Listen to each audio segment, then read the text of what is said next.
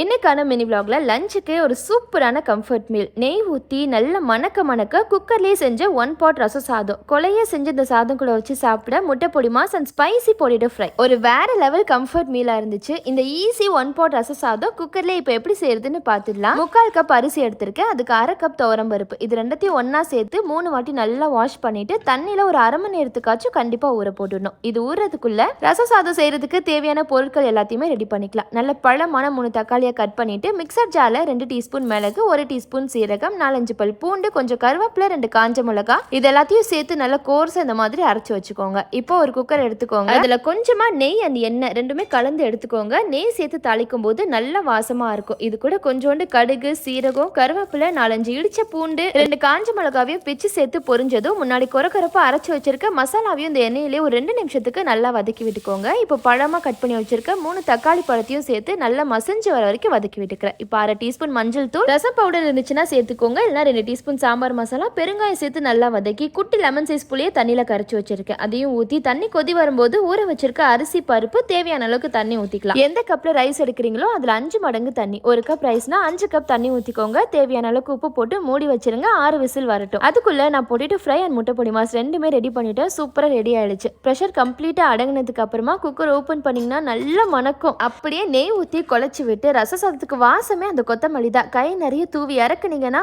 அருமையான ரச சாதம் தயார். கண்டிப்பா ட்ரை பண்ணுங்க. வீடியோ பிடிச்சிருந்தா ஷூரூஸ் டைனிங் லைக் அண்ட் சப்ஸ்கிரைப் பண்ணிக்கோங்க. பாய்.